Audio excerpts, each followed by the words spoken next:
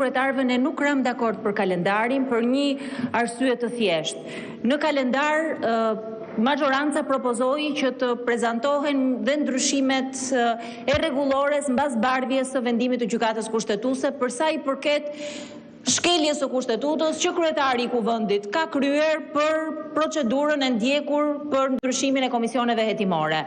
Majoranca na njoftoi që pret që vendimi i Gjykatës Kushtetuese të zbardhet. Unë nuk e di se çfarë informacioni ka majoranca që ne nuk e kemi, që Gjykata Kushtetuese do të zbardh vendimin. Ne e kundërshtuam dhe nuk ram dakord për të kryer një seancë shtesë në javën e gjelbër vetëm me justifikimin që Gjykata Kushtetuese do të zbardh këtë vendim. Dua t'i njoftoj të nderuar koleg që ndryshimet e rregullores, të cilat Partia Demokratike i çoi në Gjykatë Kushtetuese me një vendim të Gjykatës Kushtetuese që i dha të drejtë opozitës për shkelje të rregullave të parlamentit, unë besoj rasti më flagrant se si rregullat e bashkëjetesës në këtë parlament janë shkelur me dy këmbë.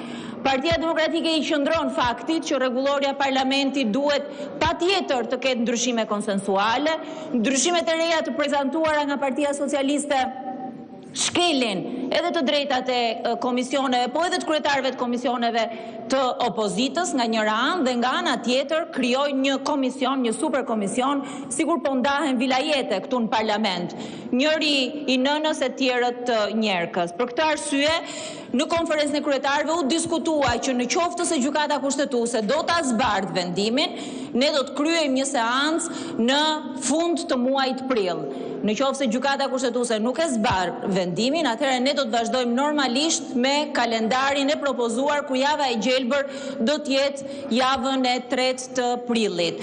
Por dua t'ju njoftoj që ky diskutim në konferencën e kryetarëve, duke pas parasysh që kishte në bazë vetëm ndryshimet e rregullores, është e nevojshme që të sqarohemi që për ne ndryshimet e rregullores të njëanshme, ndryshimet të cilat marrin hapësirën e opozitës, ndryshime të cilat nuk janë dakordsuar dhe nuk janë diskutuar me një proces të gjerë konsultimi, janë edhe në shkelje të gjitha parimeve të bashkëjetesës në këtë parlament. Në këtë parlament, në fakt, shumë gjëra kanë ndryshuar që nga hapësira që ka opozita, koha e debatit, mocionet, interpelancat, komisionet hetimore, ndërkohë që me ndryshimet e rregullores, jo vetëm ato të parat, po njëkohësisht dhe ndryshimet e reja që majoranca ka propozuar, edhe hapësirën që kanë komisionet që drejtohen nga opozita, edhe kjo do të ngushtohet. Koha e diskutimeve do të ngushtohet, njëkohësisht do të ngushtohen edhe të gjitha hapësirat e tjera opozitare.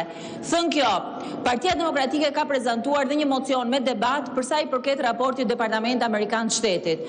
Në fakt është duke dar raporti i ri i Departamentit Amerikan të Shtetit dhe ne akoma nuk kemi kryer diskutimin për raportin e parë.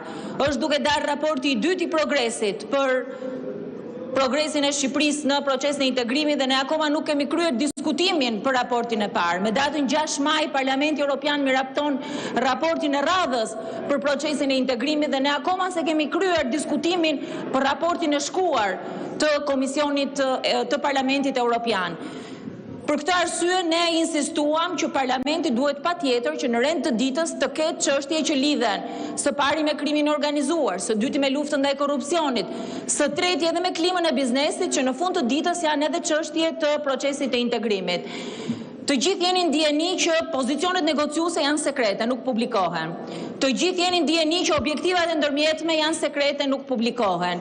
Të gjithë jeni ndjeni që ky parlament ka një vit që nuk merr një raport për procesin e integrimit, që ta diskutojnë komisionet, që diskutohet këtu në seancë plenare, dhe i gjithë ky proces është duke u mbajtur jo vetëm burokratik, po është duke u mbajtur teknik, është duke u mbajtur i fsheht, pa gjithë përfshirje, pa konsultim, pa njoftim të parlamentit, dhe është e nevojshme patjetër që parlamenti të ketë këto çështje në rendin e ditës. Çështje të cilat janë të rëndësishme jo vetëm për parlamentin e procesin e integrimit, po në fund ditës janë çështje të rëndësishme për qytetarët. Ditët e fundit kemi parë qeverinë që ka filluar e ka dalë rrugëve duke folur për integrimin, janë kujtuar më në fund që duhet patjetër të flasin dhe për këtë proces. Ndërkohë që parlamenti duhet ta kishte pasur në rendin e ditës këtë çështje me kohë. Sot procesi i integrimit është objektivi kryesor që ky parlament ka, që Shqipëria ka, dhe fatkeqësisht në këtë rrugën e gjatë të 12 viteve ku Shqipëria e ka humbur shumë herë rastin dhe ndodhemi në një udhkryq.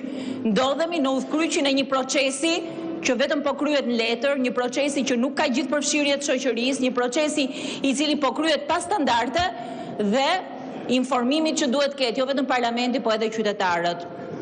Lufta ndaj korrupsionit që përmendet në raportin e Dashit si elementi kryesor që është pengesë për zhvillimin e klimës biznesit. Lufta ndaj krimit organizuar që përmendet përsëri në raportin e Dashit, që është pengesë jo vetëm në procesin e integrimit, po edhe për klimën e biznesit, duhet patjetër të jenë çështje të rendit të ditës.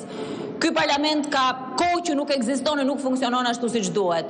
Ky parlament ka kohë që nuk prodhon debat, po ne duhet patjetër t'i ofrojmë qytetarëve shqiptar mundësinë që të dëgjojnë, të flasin, të diskutojmë për sa i përket këtyre prioriteteve.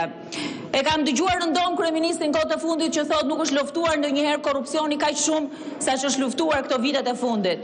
Në fakt, korrupsion të tillë me 50 milionë euro për tender nuk ka pas ndonjëherë Shqipëria. Korrupsion ku çdo tender ka një gjob, ka një taks korrupsioni që vjen nga qeveria nuk ka pas ndonjëherë Shqipëria. 30% është kosto korrupsionit. 1.2 miliard euro janë kontratat koncesionare, 600 milion euro janë në hetim kontratat koncesionare. 600 milion euro të cilat i mungojnë buxhetit shtetit, i mungojnë qytetarëve shqiptar, po i mungojnë njëkohësisht edhe diskutimi këtu në parlament, sepse komisionet hetimore nuk lejohet që diskutohen, mocion me debat nuk kemi mundësi që diskutojmë. Në rastin e diskutimit të imunitetit të ish zëvendës kryeministres, përsëri nuk patëm një debat të shëndetshëm këtu në parlament. Këto janë çështje që duhet flas parlamenti. Këto janë çështje të cilët kërkojnë qytetarët shqiptar që ne të flasim. Sot në rendin e ditës është edhe një diskutim për portet. Ligji i porteve, që është ligji i 18 që vjen me porosi këtu në parlament. Ligji i cili mbasi i jep një investim strategjik, mbasi e ndaj Shqipërinë me porte, me aeroporte, me prona në jug të vendit, me ndërtime, i japin edhe nga i port këtyre investitorëve strategjik, se nuk i mjaftojnë pronat publike që i japin, duhet patjetër të japin edhe i port pagar. Këto ligje janë pengesa kryesore e integrimit sot. Kjo mënyrë se si ky model qeverisje po zhvat pronat publike, ky model qeverisje po varfron qytetarët shqiptar, ky model qeverisje sot është kthyer në pengesën kryesore për procesin e integrimit. Është kthyer në pengesën kryesore edhe për Shqipërinë në klimën e biznesit, edhe për Shqipërinë luftën ndaj korrupsionit, edhe për Shqipërinë në luftën ndaj krimit organizuar. Për këtë arsye, Partia Demokratike ka propozuar mocion me debat për diskutuar këto çështje, për të diskutuar dhe për të ofruar transparencë për situatën me krimin organizuar, për raportin e progresit, por njëkohësisht dhe për raportin që qeveria shqiptare duhet kishte sjell këtu muaj më parë për procesin e integrimit. Qytetarët shqiptar kanë nevojë që të dëgjojnë, kanë nevojë që të kuptojnë, kanë nevojë që të marrin vesh se si sot qeveria është kthyer në pengesën kryesore të integrimit, se si korrupsioni në nivelin e lartë, se si vjedhja, se si i gjithë procesi dhe i gjithë modeli qeverisës sot është pengesa kryesore e Shqipërisë, është arsyeja kryesore që të rinjt largohen dhe është pengesa kryesore në procesin e integrimit.